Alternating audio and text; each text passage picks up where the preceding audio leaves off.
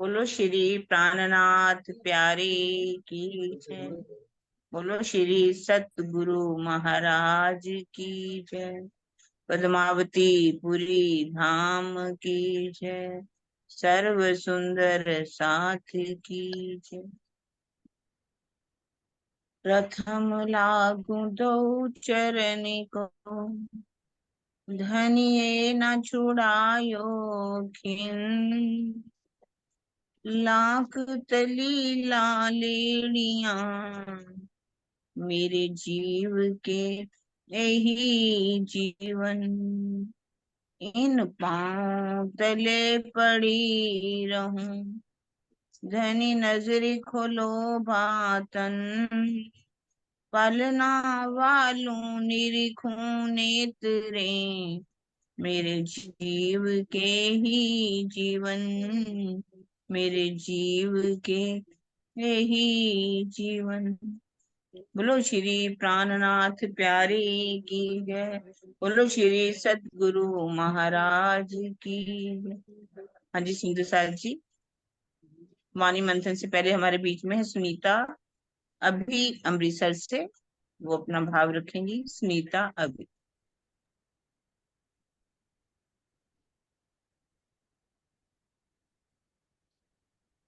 प्रणाम जी। दीदी आवाज आ रही है? आ रही दीदी बहुत आवाज सुंदर। आ रही है? आ रही है सुनीता, बोलो आप। आवाज आ रही है दीदी? आप बोलो, एक बार अच्छा जयकारा ठीक लगाओ है। बोलो सुनीता। श्री प्राणनाथ प्यारे की, सत्य गुरु महाराज की जय।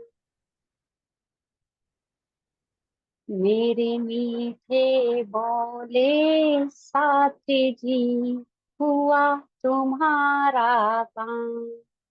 मेरे मीठे बोले साथी जी, हुआ तुम्हारा काम। प्रेम में मगन होइयो, प्रेम में मगन होइयो। खुलिया दरवाजा धाम, सखीरी धाम जाइए, सखीरी धाम जाइए। मेरे मीठे बोले साथी जी, हुआ तुम्हारा काम। दौड़ सको सो दौड़ियो, आए पहुंचाओ सर। दौड़ सको सो दौड़ियो, आए पहुंचाओ सर। फुरमान में फुरमाइया, आया सो आखिर सखीरी धाम जाइए, सखीरी धाम जाइए। मेरे मीठे बोले साथी जी, हुआ तुम्हारा काम। श्याम श्यामा जी सुंदर, देखो करके उलार। श्याम श्यामा जी सुंदर, देखो करके उलास। मन के मनोरथ पूर्ण तुम, मन के मनोरथ पूर्ण तुम। रंग भर की जो विलास, सखीरी धाम जाइए, सखीरी धाम जाइए। मेरे मीठे बोले साथी जी, हुआ तुम्हारा काम। मंगल गाइए दूल्हे के आयो, समय क्षमा बरसाम। मंगल गाइए दूल्हे के आयो, समय क्षमा बरसाम। नैनो भर भर निरेखिए, नैनो भर भर निरेखिए। विल से रंग रस काम, सखीरी धाम में जाइए, सखीरी धाम में जाइए।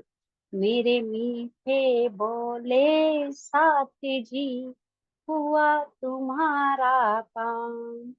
दर्द विरह के भीतर जानो दूर थे आए विदेशी। दर्द विरह के भी कल जानो दूर थे आए विदेशी। घर उठ बैठे पल में, घर उठ बैठे पल में रामत दिखाई ऐसी सकीरी धाम जाइए, सकीरी धाम जाइए। मेरे मीठे बोले साथ जी, हुआ तुम्हारा काम। उठ के नहाइए जुमना जी, कीजिए सकल सिंगार।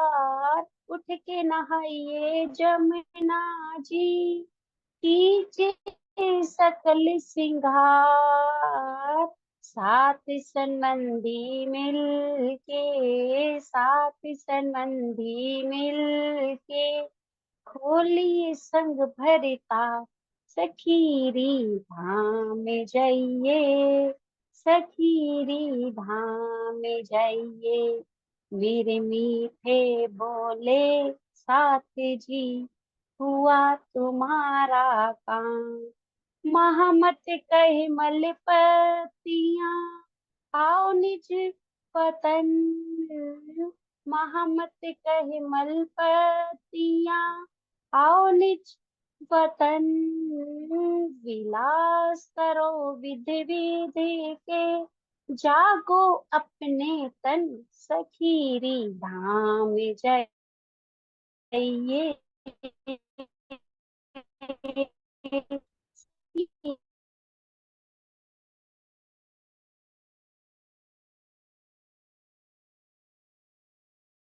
हुआ तुम्हारा काम।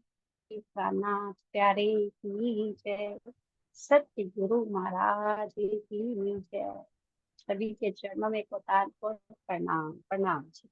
प्रणाम जी, प्रणाम जी। आपका बहुत अच्छा, आखिर में थोड़ा सा नेट खराब हुआ, कोई बात नहीं, बहुत सुंदर गाया आपने। अब हम अपना शुरू करते हैं वाणी मंथन कीर्तन। हाँ जी, प्रणाम जी सुंदर साथ जी। सरोज दीदी, कौन सा प्रकरण चल रहा था?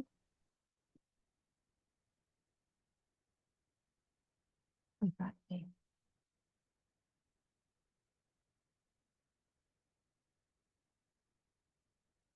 सरोज दीदी है नहीं, कोई नहीं, चौपाई बोलते हैं अपन। प्रकरण अभी देख लेंगे बाद में जब खत्म हो। 19 हो गई थी ना। हाँ जी, प्रकरण कौन सा था? प्रकरण 60 19 है।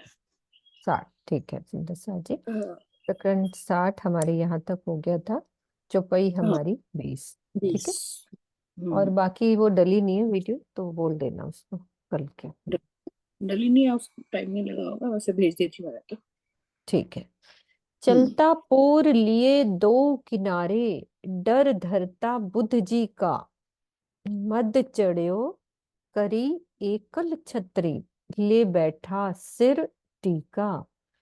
पाताल से लेकर बैकुंठ तक कलयुग का वर्चस्व फैला हुआ है। कलयुग की कल सारी बता रहे थे कि कैसा कलयुग होगा। उसके मन में केवल श्री प्राणनाथ जी का डर है, डर धरता बुद्ध जी का। धनी ने कलयुग को ये आदेश दिया था कि ब्रह्म सृष्टियों को अपने जाल में फंसाए रखे।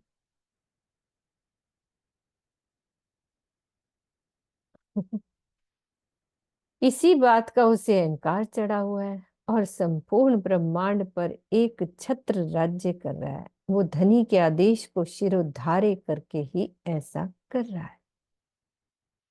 मद चढ़्यो करी एकल छतरी, ले बैठा सिर टेका। बुद्ध जी धनी हुक्म माहे, फरिश्ता असराफील। तिन कान दिए सुनने आज्ञा को, अब हुक्म को नाही ढील। श्री विजयाभिनंद बुद्ध निष्कलंक स्वरूप श्री प्राणनाथ जी के अंदर जागृत बुद्धि का फरिश्ता इसराफील यानी कि बुद्ध जी, ठीक है, विराजमान है। वो सतर्क होकर इस बात की प्रतीक्षा में है कि धनी की ओर से सूर फूंकने का कब आदेश मिलेगा। तिन कान दिए सुनने आज्ञा को, तो निश्चित ही अब आदेश मिलने में देरी नहीं होनी चाहिए। अब हुक्म को ना ही ढील।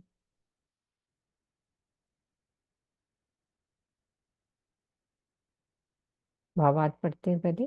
कान देना एक मुहावरा है जिसका तात्पर्य है सावधान होकर सुनना। तो बाइबल और कुरान में सूर फूंकने का बाह्य अर्थ तुरही या बार सिंगा में स्वर पूरने से लिया गया है। वस्तुतः इसका आंतरिक आशय ये है कि जागृत बुद्धि अक्षरातीत के आदेश पर उस ब्रह्मवाणी का इतना फैलाव करे जिससे अज्ञान रूपी राक्षस कलयुग का विनाश हो जाए और सभी प्राणियों को अखंड मुक्ति प्राप्त हो जाए। इसी को विस्तार रूप में ऐसा कहा गया। पहले दीदी इतना एक बार रिपीट कर दो, फिर चुपाई करेंगे।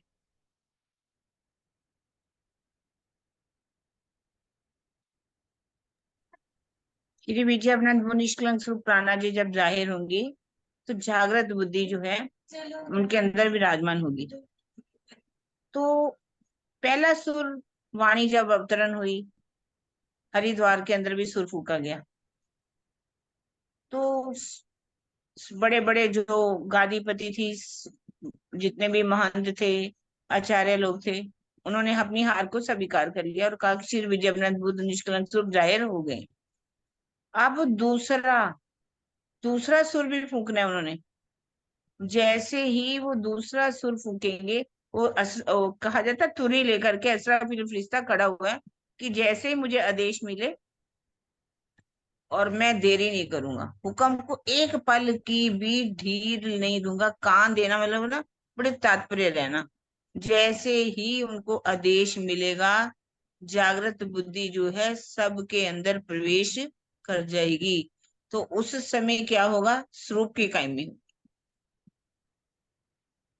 वही कहा, एक सूर्य उड़ाई के दिए दूसरे तेरी में कायम किए, यूं क्यामत हुई जाहिर दिन श्री मोहम्मदे करी उम्मत रोशन। एक सूर्य उड़ाई के दिए, पहला सुर उन्होंने किया जब जागृत बुद्धि तारतवाणी अवतरण हो गई और सबको पहुंच गई, सुंदर साथ तक सब अंदर काफी तक पहुंची, और हरिद्वार के अंदर भी उन्होंने सुर फूंका, सबके मतलब हरा दिया। अब दूसरी तेरी में कायम किए, दूसरा काव्य है तेरी का बात किया गई। वैसे तो ये तेरी में कायम किए जितनी की तारतवाणी पूरी तरह से अवतरण हो गई, पूरा अखंड मुक्ति देने वाला ज्ञान जो है अवतरण हो गया। इस तरह से कह रहे, यूं क्यामत हुई जाहिर दिन मोहम्मदे करी उम्मत नेशन। क्यामत का मतलब ये होता है, क्यामत का दिन जाहिर होना जब तारतम वाणी का अवतरण हो जाएगा, सारे संसार को अखंड मुक्ति देने वाला ज्ञान आ जाएगा और मोहम्मद साहब जी यानी कि प्राणा जी ने सारी उम्मत को जाहिर कर दिया। बड़ा क्यामत नामा की ये छुपाई है। और दूसरी तो भले ये बात लिख दी गई, लेकिन वास्तव में दूसरा तो तब होगा जब स्वरूप की कायमी होगी। 7वें दिन की लीला में योग माया के ब्रह्मांड के अंदर सबको खंड मुक्ति मिल जाएगी।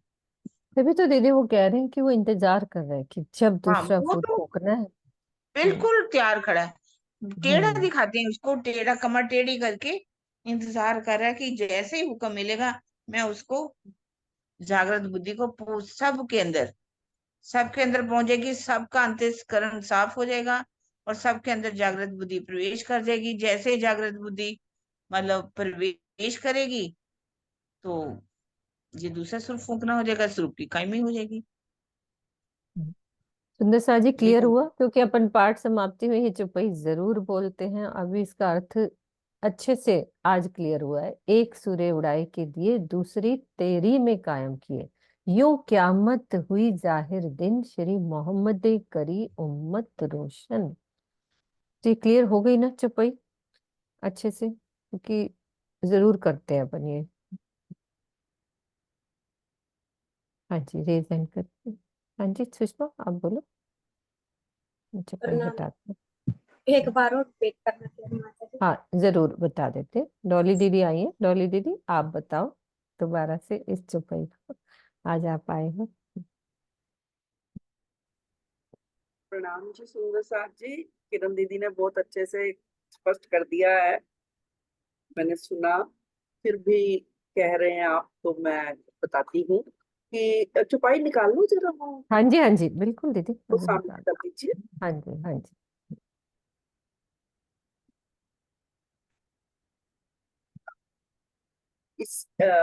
ये जो मेन जो चल रहा है ना किरंतन की, वो नीचे करिए।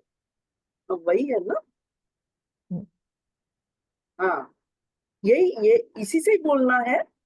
बस वो कह रही इस चुपई का अर्थ दोबारा, अच्छा, एक सूर्य ठीक उड़ाए। ठीक है। मतलब वो एक, क्लियर नहीं हुई हाँ है। हाँ ठीक है जी, ठीक है। प्रणाम जी।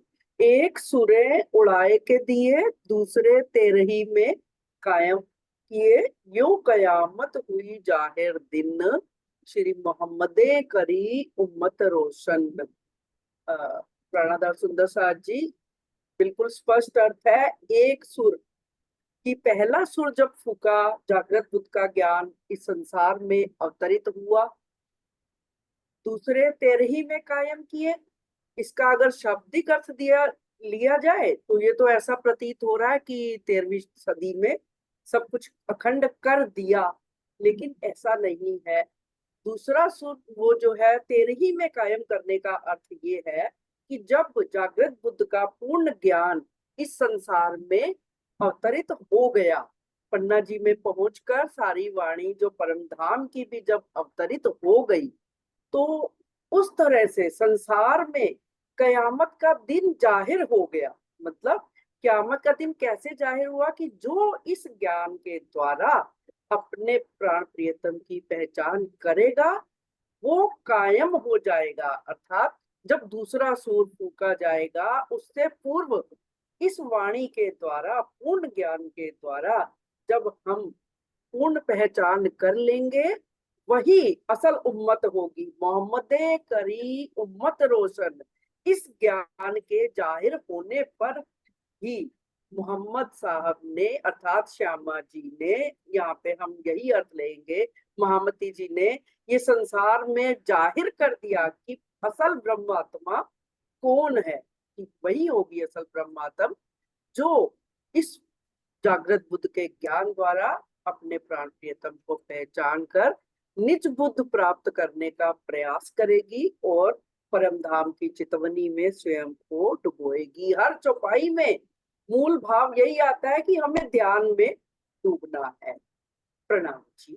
नाम जी, कहने का भाव ये है कि दीदी मतलब कि वो दिन स्टार्ट हो गया है ना, हाँ वो वाला दिन वहां से स्टार्ट हो गया, क्यामत का दिन। अब वो होएगी लास्ट योग माया में जाके, हाँ जी, लेकिन जैसे ज्ञान मिला तो वो दिन हमारे लिए शुरुआत हो गया कि बात अब हो हमें। गई और हाँ, ब्रह्म सृष्टि जाहिर होना शुरू हो गई। शुरू हो गया, वो वाली हाँ जी, बात हो गई। तभी तो इतने परमहंस 400 सालों में जो आए, जिन्होंने पहचान की, सबने हमें अब रहनी करके भी दिखाया। तो यही है, वो छठे दिन की लीला तब से शुरू हो गई जब से हम्म, ये वाणी पूर्ण रूप से प्रकट हुई। हाँ जी ठीक है सुषमा, किरण दीदी? हो गया बेटा। किरण हाँ दीदी जी ठीक है? किरण दीदी आपसे कह रही है बबली किरण दीदी डॉली ठीक है? दीदी। हाँ हाँ, नहीं नहीं डॉली बिल्कुल ठीक है, क्योंकि 13वीं सदी का मतलब भी पूरा ज्ञान अवतरण हो गया, हाँ जी, अखंड मुक्ति देने वाला हाँ जी, ज्ञान का अवतरण हो गया, लेकिन उसकी कायमी तो 7वें दिन में ही होगी। 7वें दिन में होगी, और क्योंकि ब्रह्म कुछ शिष्यों लोग को ये भी कहना शुरू जाहिर हो कर गए दिया, थे ना प्राणा पूर्व जी ने में। आकर के। हाँ, कुछ साल पहले ये कहा जाने लगा था ना कि कायमी तो हो चुकी। हाँ हाँ ये तो बोलते थे तो कुछ कि लोग बोलते ब्रह्मशिष्टियां थे। चली गई, ये बोलते थे, हाँ, ये ये नहीं है। बोलते थे। ये जब तक सब जागृत, पूरे ब्रह्मांड को जागृत बुद्धि का ज्ञान, दूसरा सूर फूका जाएगा 7वें दिन, तो ही कायमी होगी ब्रह्मांड की। हम्म, जी, ठीक। हाँ जी अब हो गया है ना सुषमा, हो गया बेटा, हो गया। हाँ ठीक है। पहुंची पुकार सुनी धनी श्रवणों, कही कुली की सब गम, कल्पे जुथ जान ब्रह्म सृष्ट के, मिले नूर बुद्ध हुक्म। अब क्या होगा? 40 ब्रह्म सृष्टियों के माया में बिलखने की करुण आहें धनी तक पहुंची। 40 ब्रह्म सृष्टि मतलब 40 युद्ध की बात करें तो जागृत बुद्धि ने धनी से कलयुग के अत्याचार को बताया, क्योंकि जागृत बुद्धि ने धनी को क्या कहा कि कलयुग में अत्याचार हो रहा है। तो धनी ने सब कुछ सुना और उनकी कृपा से श्री महामती जी के धाम हृदय में अक्षर ब्रह्म की जागृत बुद्धि तथा आवेश शक्ति की लीला शुरू हो गई। इल्म और हुक्म की लीला शुरू हो गई। मिले नूर बुद्ध हुक्म, है ना।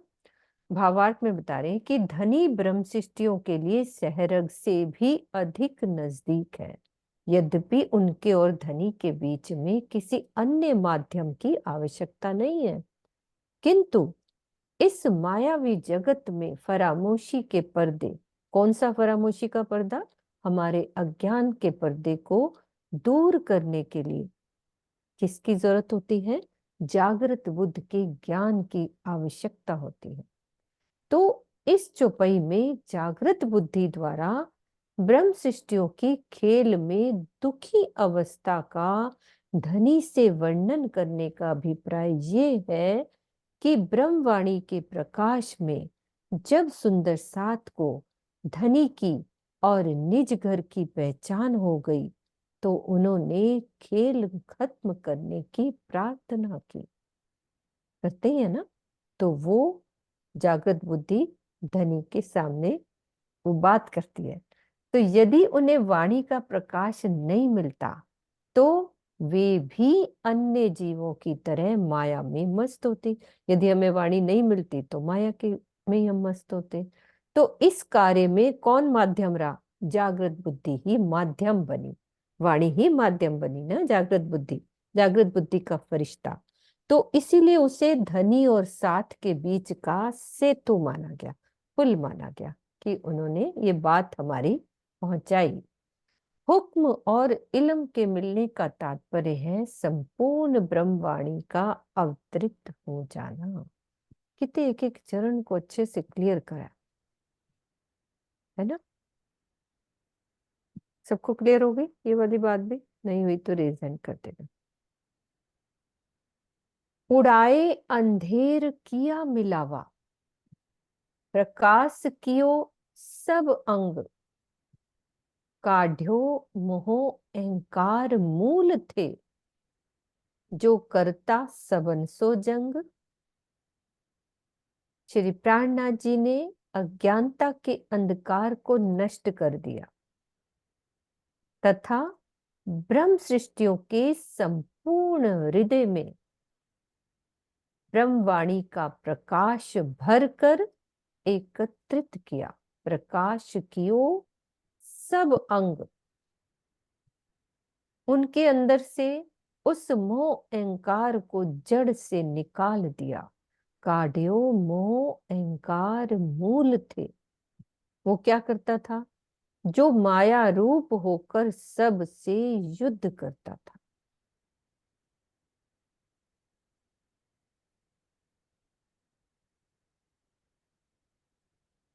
उदयो अखंड सूर निज वतनी, भई जोत को टान कोट, कहे श्री महामत रात टली सबन को, आए सब धनी की ओट।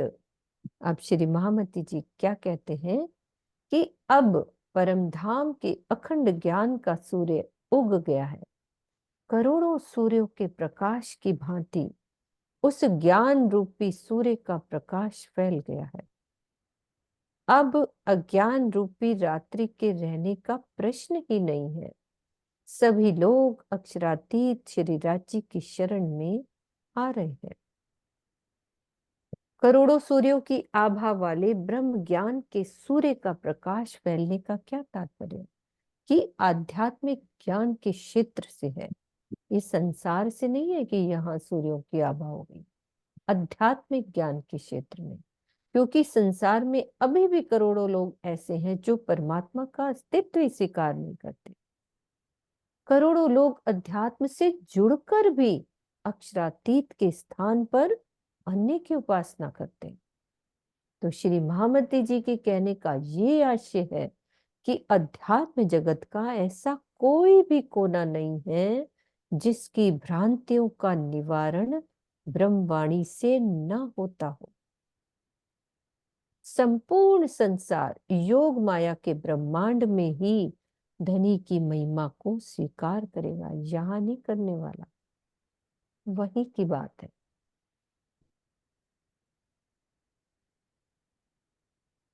तो प्रकरण 60 हमारा चौपाई 691 पूरी हो गया। प्रकरण 60।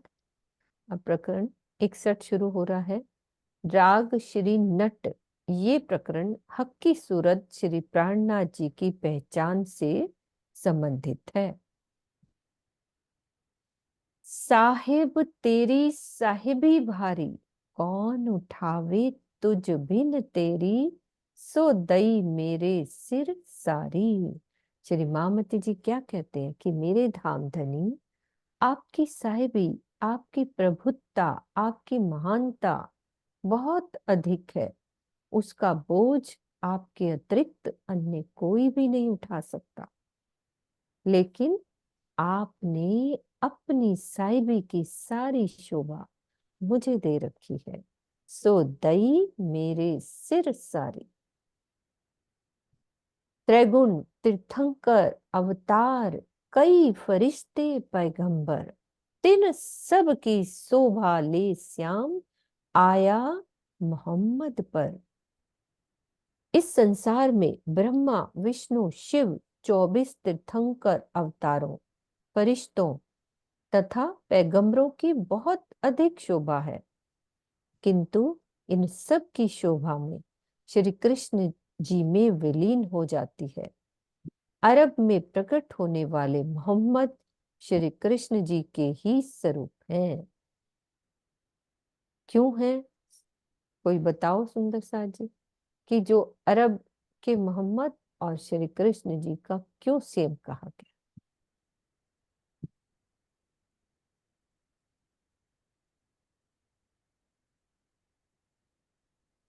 हाँ जी सुनीता, अभी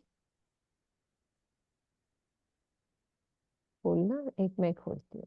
हाँ खोलो, भावार्थ बाद में पढ़ेंगे। सुनीता बताओ। खोल नहीं रहा आपका, आज थोड़ा नेट स्लो है। विजय दीदी आप बताओ। दीदी जहाँ तक मुझे याद आ रहा है हम्म कि जैसे मोहम्मद साहब तो आए थे जब ब्रिज में, तो वो अक्षर की आत्म थी ना जो उस कृष्ण के तन में आए। तो फिर ये हम्म रासलीला करके जो ये वापस गए, तो इसलिए मोहम्मद और कृष्ण को एक ही कहा गया है। हम्म शायद मेरे को समझा नहीं पा रही हूँ। हाँ हाँ कोई बात नहीं। हाँ बोल रही प्रतिभा, आप भी बोलो, आपने रीजन किया था। हाँ दीदी, मैं यही कह रही थी कि जैसे रास में जो तन्नूरी तन था उसके अंदर अक्षर की आत्म और राजी का आवेश था और जोश था, तो वही शक्ति अ, अरब में उस मुस्तफा वेग के तन में आई थी। इसी कारण को श्री कृष्ण जी का ही स्वरूप कहकर पुकारा गया। किरण दीदी। क्योंकि सरकार श्री ये बताते थे ना कि भी आए कृष्ण है, बरारब हिंदू श्याम। तत्व में आता है, वो मुसलमान, आप कहो अब उनको। हाँ अभी थोड़ा सा और किरण दीदी क्लियर करती हैं। आशी दीदी आशी कर दीदी रही। पूछो, मैं तो आशी ही है। आशी, हाँ आशी, खड़ी हूँ। आशी दीदी आप बोलो। अभी वो थोड़ा सा बोला है हाँ इन्होंने। थोड़ा प्रणाम जी, बता नहीं पा प्रणाम। रही हूँ। हाँ नहीं नहीं आप नहीं, वही वो उन्होंने। हाँ वही जो आप अभी बोलने लगे थे। बोलो बोलो। रासलीला खेल के आए बड़े अरब आए श्याम, बरारब श्याम। यानी कि अक्षर अक्षरात्म जोश धनी धाम। हम्म यही यही समझाया हमने। आवेश नहीं है, वो जो बोला है ना हाँ, उन्होंने। आवेश नहीं जोश, आवेश नहीं, जोश आया है ना आत्म प्रतिभा। अक्षर जोश धनी धाम। जोश धनी था, तो अभी सेम आई। हाँ, इसी को बोलते हैं ना, रासलीला खेल के आए बराबर श्याम, वही स्वरूप है। हम्म, यानी कि हम्म, अक्षर की आत्म उस धाम धनी का जोश। वो भी आवेश कहा है ना का गुरबाणी में, गुरबाणी वही में आशी पार दीदी तक ने। गोपी ले आया, वृंदावन हाँ में रमन किया, नीले हाँ नीले वस्त्र पहन पठानी तुर्क अमल किया। अमल किया। जी जी जी। वही शक्ति आई, अक्षर की आत्म थी, धनी का जोश था। और वही शक्ति किसके अंदर आई? मोहम्मद साहब के अंदर। वही कह रहे हैं कि वही शक्ति जो है कृष्ण जी के ही स्वरूप है, जो मोहम्मद में आ गई, कृष्ण जी के अंदर विलीन हो गई। मतलब जितनी भी शक्तियां थी सारी कृष्ण जी के अंदर विलीन हो गई। और अरब में जो प्रकट होने वाले मोहम्मद साहब थे वो भी किसके स्वरूप थे? कृष्ण जी के ही स्वरूप। विष्णु। ठीक है, अब इसको भावार्थ में भी ले लेते हैं। श्री कृष्ण जी के अंदर सभी अवतारों तथा तीर्थंकों की शोभा के विलीन हो जाने का तात्पर्य ये है कि सभी महापुरुष जीव सृष्टि तथा ईश्वर सृष्टि के अंतर्गत है, जो जितने भी हुए। जबकि श्री कृष्ण जी के स्वरूप में क्या था? अक्षर ब्रह्म की आत्मा तथा अक्षरातीत का जोश और आवेश लिखा है दीदी, जोश और आवेश विराजमान है। रास के समय भी यही स्वरूप रहा। अरब के स्वरूप अरब में स्वरूप तो यही रहा, केवल नाम बदल गया। इस संबंध में बीतक का ये कथन देखना। दीदी आवेश भी लिखा। हाँ जी अनु दीदी आप बोलो। जी दीदी ने बता दिया। बस यही कि उसमें आवेश नहीं था, राज्य का जोश और अक्षर अक्षर की आत्म थी, इसीलिए कहा गया था कि सेम ही है दोनों नाम। तो ये यहाँ दीदी ये क्या लिखा है ये किरण दीदी? आवेश शब्द आ रहा है ना, चलिए आवेश शब्द तो वो अक्षर की आत्म का आवेश है। अच्छा राजजीत का हाँ, आवेश उस दिन क्लियर हुआ था। हाँ हाँ, अक्षर की आवेश तो आत्मा। अक्षर की आत्म का ये माना जाएगा ना, ये तो। बिल्कुल बिल्कुल। क्योंकि अक्षर की जब आत्म आवेश राज्य का आवेश आवेश जो। तो सखियों के बिना आता नहीं है ना। बिल्कुल हम्म। बिल्कुल, सखियां आती तभी होता है ना ये सब। क्योंकि वो तो ये होता है ना अक्षर राजी का जोश और अक्षर ब्रह्म का आवेश एक ही बात हुई ना, तो इसलिए इसमें एक ही लिखा। होती है हाँ, हाँ। इसीलिए बिल्कुल। अब ये बात क्लियर होगी। हाँ जी मिथिलेश दीदी आप रिपीट कर दो। हाँ हाँ, जी। प्रणाम जी सुंदर साथ जी। ये बस यही कह रही थी मैं कि जो हमारे राज्य का आवेश है, जोश है, वही अक्षर ब्रह्म का अक्षर आवेश है, ब्रह्म तो का आवेश इसीलिए होता है। आवेश लिखा गया है यहाँ पे। और जो बिल्कुल हमारे सरकार श्री जी समझाते थे कि वो सेम क्यों बोला गया है, कि जैसे ये देवकी के तो पैदा हुए थे कृष्ण जी और पाले यशोदा मैया ने थे, तो इसी तरह मोहम्मद साहब भी पैदा तो कहीं हुए थे और पाले कहीं थे। तो कृष्ण जी ने गौएं चराई थी और मोहम्मद साहब ने भेड़ें चराई थी। तो इसको थोड़ा सा सरकार से जोड़ के समझाते थे कि दोनों का सेम ही जीवन रहा है। ये भी एक वो था। और बाकी बिल्कुल तो बिल्कुल। आत्म थी अक्षर ब्रह्म जी की बस, और हम्म, धनी का जोश था। हम्म, हाँ जी, बिल्कुल। बस ये बता दी। प्रणाम हाँ प्रणाम जी जी। दीदी बहुत अच्छा हो गया क्लियर। तो बीतक में क्या है? वही चुपाई। रास लीला खेल के आए बरारब श्याम, 63 बरस तिहां रहे वायदा किया स्थाम। दीदी ये भी क्लियर कर दो, 63 वर्ष तिहां रहे। किरण उनकी दीदी। मोहम्मद साहब की उम्र जो थी ना 63 वर्ष की थी। अच्छा रासलीला खेल के आए प्रारब्ध शाम, वही अक्षर का आवेश, धनी का जोश। जब अक्षर की आत्मा यहाँ पर आई अरब में, रासलीला खेल के आए प्रारब्ध शाम। शाम का मतलब कृष्ण मतलब के अंदर जो शक्तियां थी जब अरब देश में आए, अरब में आकर के उनकी उम्र जो थी, आयु जो थी 63 वर्ष थी। हम्म उन्होंने जो वायदा किया, फिर उसके बाद जो वायदा किया था उसी समय में वो आ गए। हम्म बाद में भी वायदा किया था हम। अब यहाँ पर भी जो वायदा किया था कि मैं आऊंगा, वो इस जागनी प्रमाण में भी वही आए हूँ। बिल्कुल। हाँ जी अनु दीदी आप बोलो। वही वायदा किया का मतलब कि उन्होंने जब वायदा किया था कि मैं भी आऊंगा साथ में, जब श्यामा जी मैंने हम सखियां सब आए हैं, तो तब वो 990 वर्ष के बाद आए ना। हाँ जी, वो वादा उन्होंने निभाया। हाँ जी, वायदा जो किया था वो इसकी जागनी के प्रमाण में आई, मैंने बोला। हम्म हाँ जी। ठीक है। नूर नामे में पैगंबर 1,20,000, सो सिफत सब मोहम्मद की, सो मोहम्मद श्याम सिरदार। नूरनामा ग्रंथ में 1,20,000 पैगंबरों का वर्णन है। इन सभी पैगंबरों की महिमा मोहम्मद सल्लल्लाहु अलैहि वसल्लम में ही एकाकार होती है, अर्थात मोहम्मद साहब की महिमा सर्वोपरि है। वे सभी पैगंबरों में प्रमुख हैं। हिंदू परंपरा में वे ही श्री कृष्ण हैं, तो दोनों की एक ही समान शोभा है। सो मोहम्मद कासिद होए के ले आया फुरमान, वास्ते हमारे हम में पहुंचाए हैं निशान। मोहम्मद साहिब संदेशवाहक रसूल के रूप में कुरान का ज्ञान लेकर अवतरित हुए। वे हमारे लिए परमधाम तथा ब्रह्म लीला से संबंधित अन्य प्रसंगों की साक्षी भी लेकर आए। तो कुरान में परमधाम की साक्षियों के अतिरिक्त ब्रिज रास तथा जागनी ब्रह्मांड की अनेक घटनाओं का वर्णन संकेतों में है। इसके अवतरण का प्रमुख उद्देश्य श्री प्राणनाथ जी की पहचान देना है। तो ये संकेतों में जो कुरान में वर्णन है उसकी बात कही है। रूह अल्लाह किल्ली अल्लाह थे, ले उतरे चौथे आसमान, सो हम माहे बैठ के खोले कुलफ कुरान। चौथे आकाश परमधाम से परब्रह्म की आनंद स्वरूपा श्यामा जी तारतम ज्ञान की कुंजी लेकर आई। किल्ली अल्ले उतरे चौथे आसमान। उन्होंने क्या किया? मेरे धाम हृदय में विराजमान होकर कुरान के सभी रहस्यों को खोला। ठीक है, खोले कुलफ कुरान।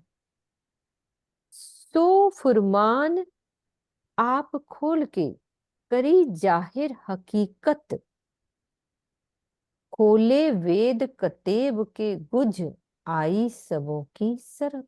श्री श्यामा जी ने कुरान के छिपे हुए सभी रहस्यों को खोलकर यथार्थ सत्य को उजागर किया। उन्होंने कतेब के अतिरिक्त वैदिक परंपरा के सभी धर्म ग्रंथों के रहस्यों को भी स्पष्ट किया।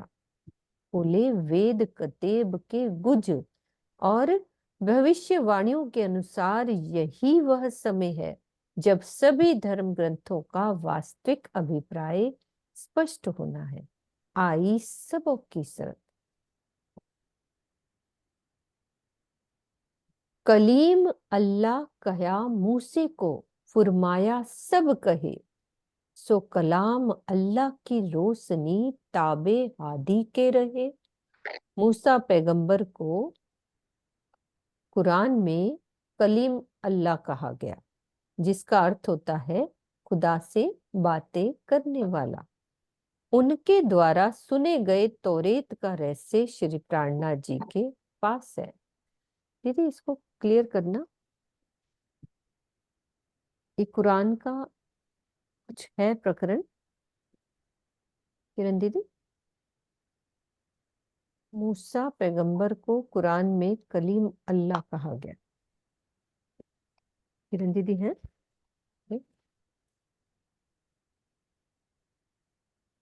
कुछ क्लियर हुआ? डॉली दीदी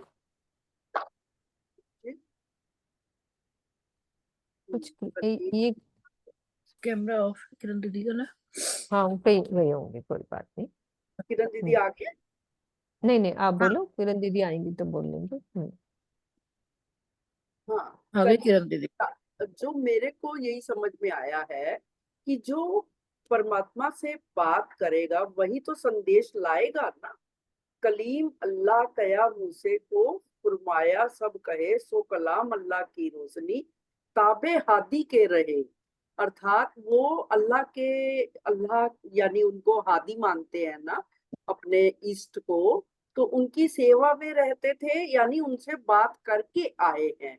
आगे करिए, इसका अर्थ क्या लिखा हुआ है? खुदा से बात करने वाला। हाँ, तो रेत का रहस्य श्री प्राणनाथ जी के पास है, लेकिन वो बात करके आए, उन्होंने संदेश तो दिया, तो लेकिन वो उसका जो मूल रहस्य है कि संदेश का अभिप्राय क्या है, उसको आके 11वीं सदी में प्राणनाथ जी ही खोलेंगे। 10वीं ईसा 11वीं वो लिखा है ना, 12वीं सदी पर है ना।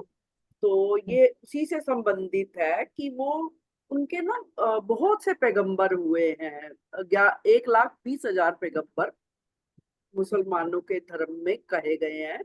तो पैगंबर पैगाम लाने वाले सबसे ज्यादा महत्व जो है मोहम्मद साहब की वाणी मोहम्मद साहब का किया गया है।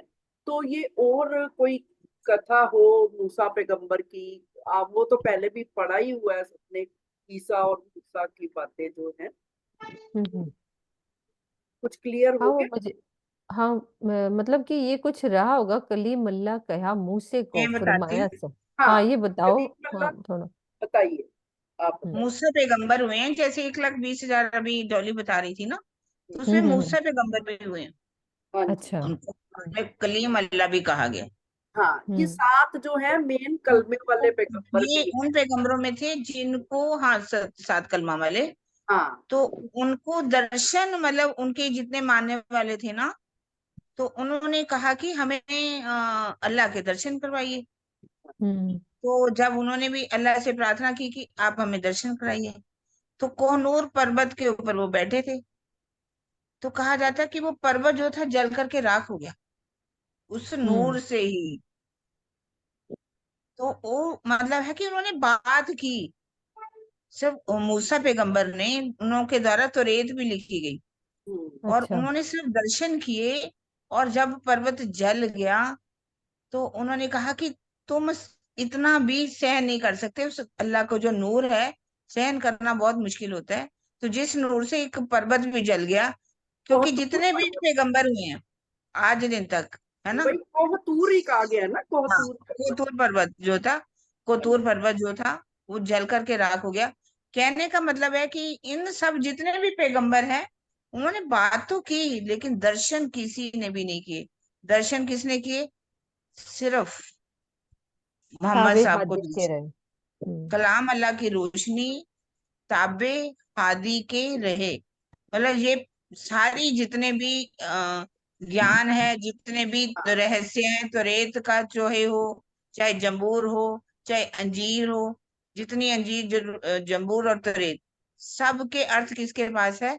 प्राणनाथ जी। जी, हमारे हिदायत करने वाले श्री प्राणनाथ जी के ही पास है। वो सारे जो गोये रहस्य लिखे हैं, उसको समझ नहीं आती, वो सारे रहस्य को खोल करके प्राणनाथ जी बता रहे। अच्छा, ये एक मतलब कोई मूसा जो पैगंबर पैगंबर हुए। हुए होंगे ना, हाँ, जैसे कितने अरे पैगंबर एक हुए लाख ऊपर बीस के हजार चौपाइयों पैगंबर में। हुए हैं। हाँ हाँ, तो उसमें उन्हीं की जो, कहानी लिखी गई। हाँ उसमें एक पैगंबर मूसा पैगंबर है ना, उसको हाँ, कुरान में क्या बोला हुआ है? कलीम ये अल्लाह बोला कहा गया है, ठीक है। है। जिसका अर्थ होता है खुदा से बातें करने वाला, है ना, हाँ, वही उसके मैंने द्वारा बताया सुने ना गए। कि हाँ। पैगाम वही लाएगा जो खुदा से बात करेगा, तो वही हम्म लाए। जो मेन जो कलमे वाले पैगंबर हैं 7, वही मुख्य पैगाम लेकर के अल्लाह से आए, आए। हाँ, ठीक है। तो उनके द्वारा सुने गए तोरेत का रहस्य श्री प्राणनाथ जी के पास है ना। जो तोरेत, तोरेत को क्लियर करो दीदी। इंजील, तोरेत और जम्बूर। जंबूर, और फिर कुरान की बात आती है। हाँ, पूरा अच्छे से क्लियर करो, हाँ, फिर वो किरण। आगे की बात क्लियर होगी। किरण दीदी।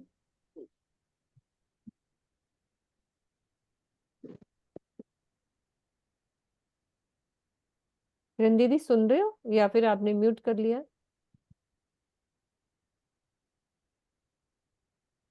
कोई नहीं, नहीं, वो डॉली किरण दीदी। दीदी चली गई कोई शायद, क्या कोई मतलब आ गया होगा, कोई हाँ पास कोई में आ हो गया। आ जाता है ना उनके। डॉली दीदी आप बोलो। जो भी हाँ, तोरेत, उनके द्वारा सुने गए तोरेत का हाँ, रहस्य। तो देखिए, तोरेत किसको कहते हैं? इंजील तोरेत कलश को कहा गया है, तोरेत कलशवाणी को, इंजील रास को, और जम्बूर प्रकाश को। ठीक है। इंजील, जम्बूर और तोरेत, ये सब हम्म का रहस्य तो श्री प्राणनाथ जी के पास ही है।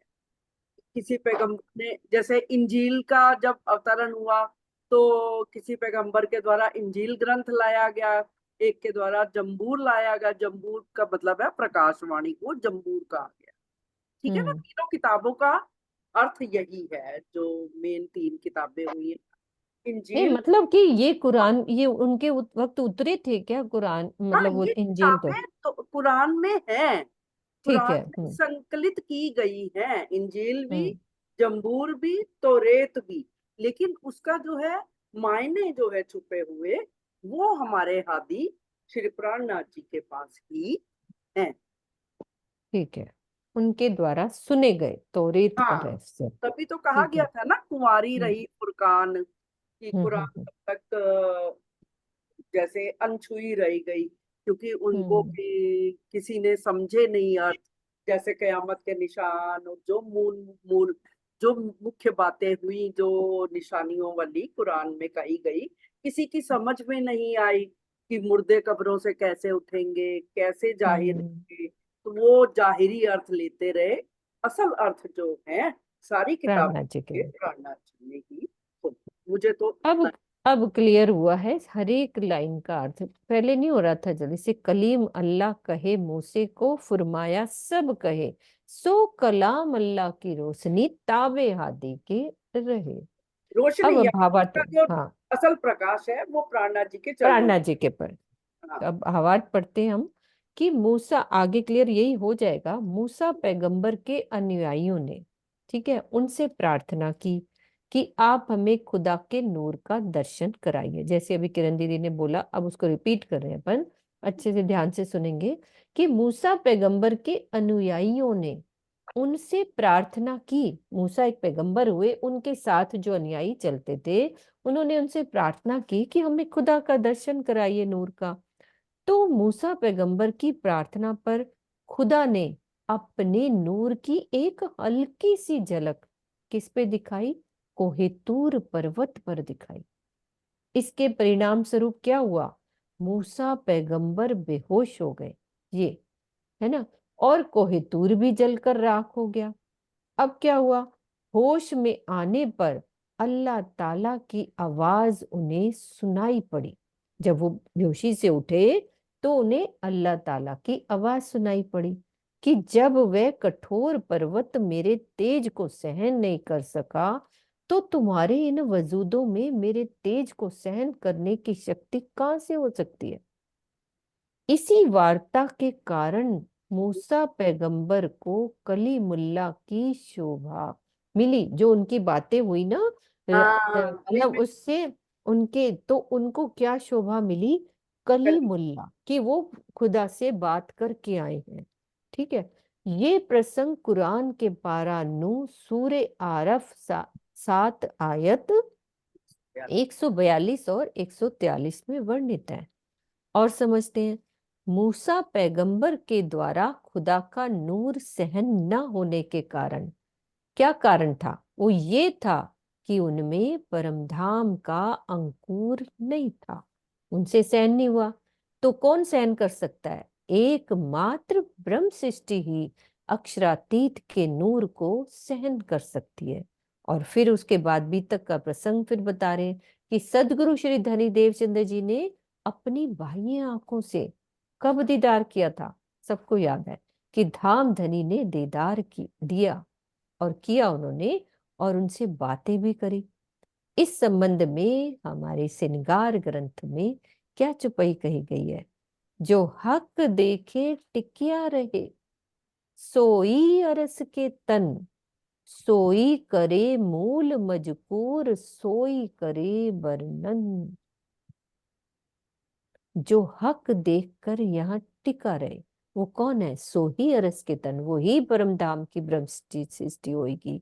सोई करे मूल मजकूर, वो ही बात कर सकती कि मेरे धनी से ये बातें हुई, और सोई वर्णन करेगी, वो ही ब्रह्म सृष्टि होगी जो वर्णन करेगी। तो वो तो टिके ही नहीं ना, उनका तो बेहोश हो गए, वो जरा सी एक झलक से, तो उनमें अंकुर नहीं था। ठीक है, अब क्लियर हुई है अच्छे से ये चुपाई। खाली पढ़ने से नहीं काम चलेगा ना। खलील अल्लाह दोस्त खुदाई का, खलील अल्लाह दोस्त खुदाई का, जाकी पहुंची दुआ हजूर, सो भी रहत इमाम में कलाम अल्लाह का जहूर। अब इब्राहिम पैगंबर को, अभी हमने कौन से पैगंबर की बात करी? मूसा। ऊपर वाली चौपाई में मूसा पैगंबर।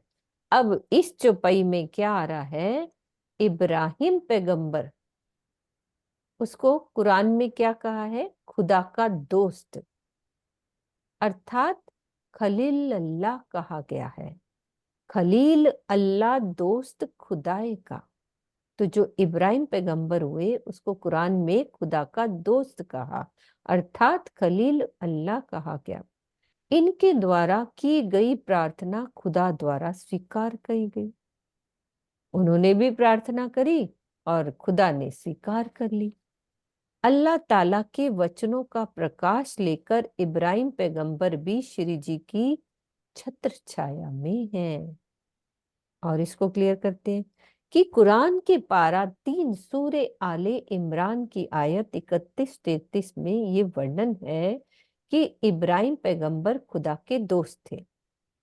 अच्छे से समझ में आएगी, सुंदरसा जी भावार्थ बहुत अच्छे समझाया कि इब्राहिम पैगंबर को अल्लाह की कुदरत और दोस्ती की पहचान थी, इसीलिए उन्हें खलीलुल्लाह कहा गया। इसका वर्णन पारा 3 सूरा बकर आयत 249 से 260 में है, जो कुरान के सारी वो साखियां भी लिखती है। तो वो पैगंबर को खुदा की, अल्लाह की कुदरत और दोस्ती की भी पहचान थी। तो दीदी ये सब सूफी पैगंबर ही रहे होंगे ना, ये वाले जिनको ये सब पहचान थी। ये जो हाँ, इब्राहिम पैगंबर हुए, मूसा पैगंबर हुए, मूसा ये सब मूसा इब्राहिम दाऊद दाऊद। ऐसे। हाँ, तो ऐसे ही 4 के नाम तो मुझे याद आ गए। 3 जो 7 मुख्य हैं हाँ। वो 7 पैगंबर हैं, उनकी खास बातें आती हैं इसमें। बिल्कुल। अली वली शेर दरगाह का, जो दरगाह बड़ी खुदाई, अव्वल में किन पाई नहीं, सो आखिर प्रगटी आए। अब अली की बात कर रहे हैं। अभी हमने कौन से 2 पैगंबर की बात करी? हाँ, अली भी आ गया ना 5वां। अब अली आ गया ना। सुंदर सा अभी जी क्लियर हो रही है कि नहीं? खाली पढ़ना नहीं। अभी कौन से 2 पैगंबर की बात हुई? सुनना दीदी, सुन रहे हो? सबको सुनना है, खाली बैठना नहीं, समझना भी है ना हमने। एक हाँ तो सुषमा। कलीम अल्लाह, उसको हम्म खुदा से बात करने वाला कहा गया है। और एक दूसरा बताया, खुदा का दोस्त इब्राहिम पैगंबर था ना वो, उसको हम्म खुदा का दोस्त कहा गया है। हम्म। और तीसरा अभी चल रहा है। अब अली की बात चल रही है, ठीक है, क्योंकि चौपाई हमें फिर किरंतन पढ़ेंगे फिर समझ में नहीं आएगा ना। ये अभी समझ में आ रहा है। अली वली शेर दरगाह का, अली जिनको क्या कहा? वली अल्लाह, यानी अल्लाह का वारिस कहा गया। अली वली शेर दरगाह का, या शेरे दरगाह यानी हुक्म की शक्ति कहा गया। 3 चीजें देखो। अली जिनको वली अल्लाह यानी अल्लाह का वारिस, या उसका अर्थ होता है कि हुक्म की शक्ति कहा गया। भी इमाम मोहम्मद मेहदी के अंदर विराजमान है। इमाम मोहम्मद मेहदी के अंदर विराजमान है, हुक्म की शक्ति। अब खुदा की दरगाह के विषय में आज तक कोई भी नहीं जानता था, यानी परम धाम खुदा की दरगाह ना, जो दरगाह बड़ी खुदाई। दरगाह का यहाँ क्या मतलब है? परम धाम। उसके बारे में किसी को पता ही नहीं था, कोई नहीं जानता था। उसका भी ज्ञान आखिर में क्यामत के समय श्री प्राणनाथ जी द्वारा जाहिर हुआ। अव्वल से किन पाई नहीं, सो आखिर प्रगति आए। ठीक है। अल्लाह के वारिस होने का क्या तात्पर्य? अब और भावार्थ में क्लियर कर रहे हैं कि यहाँ पे जो जिनको अली को अल्लाह का वारिस कहा गया है, तो उसका क्या तात्पर्य है? यानी कि खुदाई नियामतों का वारिस होना। मोहम्मद साहब ने हजरत अली को, अब क्लियर कर रहे हैं कि क्या हुआ था अली पैगंबर के साथ। मोहम्मद साहब ने हजरत अली को तरीकत की बंदगी सिखाई थी और अपना वारिस घोषित किया था। तो मोहम्मद साहब ने तो करी तरीकत की बंदगी सिखाई ना, तो वो अली को सिखा दी थी और कहा था कि मेरे जाने के बाद अली ही इसके वारिस होंगे। ठीक है। इसी कारण उन्हें क्या कह दिया? वली अल्लाह कहते हैं। जो अली को क्या कह दिया? वली अल्लाह। तो मोहम्मद साहब की कब्र पर होने वाले विवादों में उन्होंने जो वीरता दिखाई, उसके कारण उन्हें शेरे दरगाह भी कहा जाता है। वस्तुतः ये शोभा महाराजा छत्रसाल जी की है। मोहम्मद साहब की कब्र पर होने वाले विवाद, हाँ जी, विवाद कौन से हुए थे किरण दीदी? कौन सी वीरता दिखाई थी अली ने, वो भी बताओ कि क्या किया था उन्होंने। मतलब चार उनके जो दोस्त थे ना, उमर, उस्मान, अबू बकर, तो हम्म इनमें आपस में चारों मतलब झगड़ा हो गया था कि गादी पर बैठने के लिए। कहा हम्म जाता है कि मोहम्मद साहब को इधर अली जो था कब्र बना रहे थे, उनको उसमें बिठाया जा रहा था, कब्र के अंदर मतलब लिटाया जाता है। तो इधर से हम्म ये सब लड़ने लगे थे पहले से ही, हम्म गादी पर हमने बैठना, गादी पर हमने बैठना, गादी पर हमने बैठना। तो कहने का मतलब ये है कि उस समय जो बातें हुई उमर उस्मान उसके बाद जो उन्होंने झगड़े की बातें की, क्योंकि उसके बाद इन इनमें इतना मतलब खलीफों में लड़ाई हुई। इनके अली के जो दो बेटे थे, उनके नाम क्या थे दो बेटों के, हसन और हुसैन। अच्छा, हसन अली को भी इन्होंने खत्म कर दिया। हसन उनके को, बेटों ने खत्म कर दिया। नहीं नहीं नहीं नहीं नहीं, इनके बेटों को, अली के बेटों को, इन चार अच्छा। जितने भी खलीफे हुए ना लड़ने हाँ, के लिए, कि अली का नंबर पहला था पर इनको पहला। चौथा नंबर दिया गया। ठीक है। और हसन को भी मारा गया, हुसैन को करबला के मैदान में, उनके नवासों को सबको खत्म कर दिया गया। यही बात यहाँ हम्म पर लिखी हुई है। वही जो हुआ था, हाँ, मतलब सब बातें भी हुई थी उनकी वहां पर। ठीक है। हाँ जी, सिंधु जी, अपना टाइम यहीं पे इस चौपाई को कंप्लीट करते हैं। इसका भावार्थ यही लिखा है, कुछ और नहीं लिखा? नहीं दीदी, इसीलिए मैं थोड़ा क्लियर गंगा करना चाह प्रसाद जी रही से थी। इनकी तुलना ये की। भावार्थी था ये वाला, हाँ, कि अच्छा। तरीकत की बंदगी सिखाए उन्होंने वारिस कर हाँ, दिया घोषित, इसी अली कारण अली उन्हें इन्होंने दूसरे जितने भी हुए ना, अली का, अली जो ये 30,000 हर्फ जो हम्म थे, 30,000 तो हम्म, कुरान में लिख दिए गए। हाँ हाँ। तो जो 30,000 हर्फ थे वो अली को दिए गए, ये तरीकत का हम्म ज्ञान। तरीकत का। अल्लाह को वो भी अपने आप को आशिक कहते हैं, अल्लाह को माशूक कह करके रिझाते हैं। तो हम्म। वो ज्ञान की तो बात कर रहे हैं यहाँ पर, कि वो दीदी ये उन्होंने सब है ना ज्ञान सूफी को, फकीर कहलाए क्या वो सब? सूफी, वही तो सूफी कहलाए, अली को मानने हाँ, वाले अली को जो मानने वाले, वही मैं सारे सुनना वही चाह है। रही थी। तभी तो हाँ, वो उनकी, उनमें उनकी हर जो कव्वाली है अली का नाम हाँ, आता है। या अली अली, अल्लाह ऐसे या बोलते हैं अली, ना।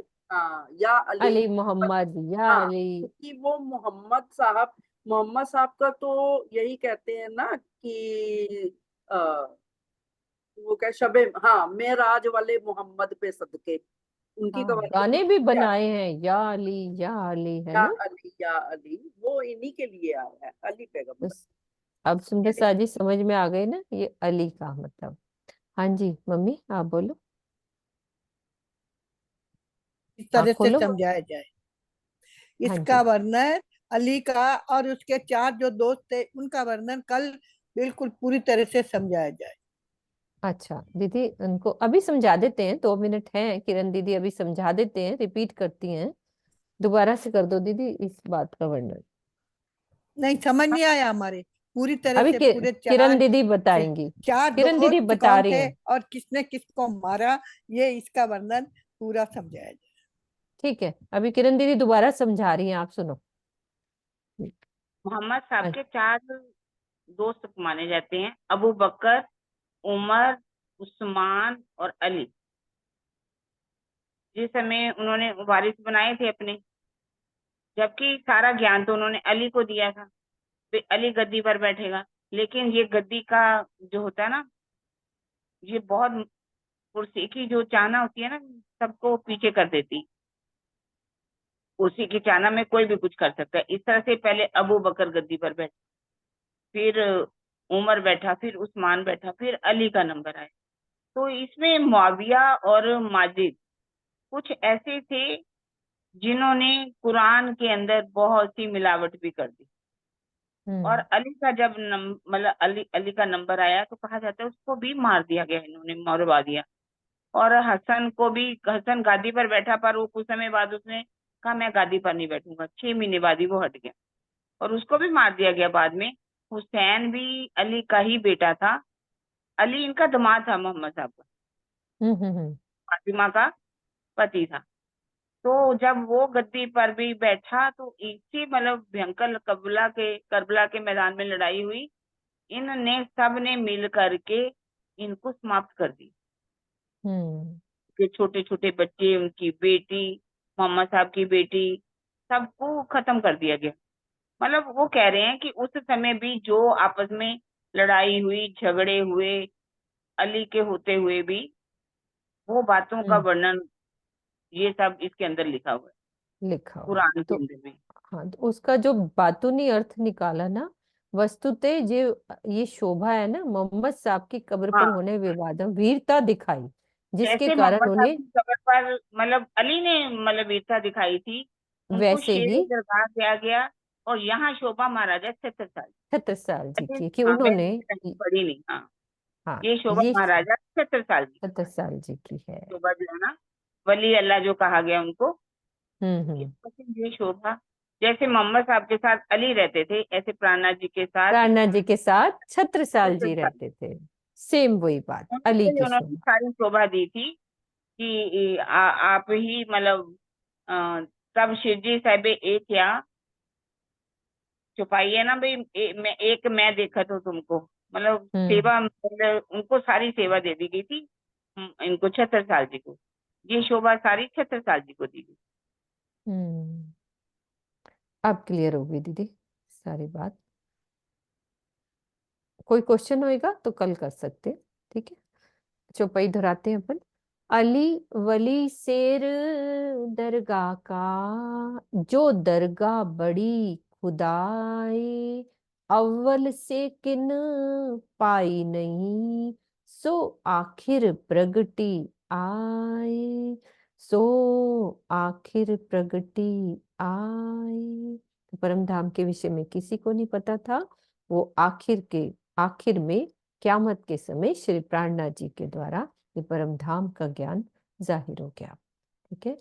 बोलो श्री प्राणनाथ प्यारे की जय, सतगुरु महाराज की जय, पन्ना धाम की जय। प्रणाम जी, सब सुंदर साथ को।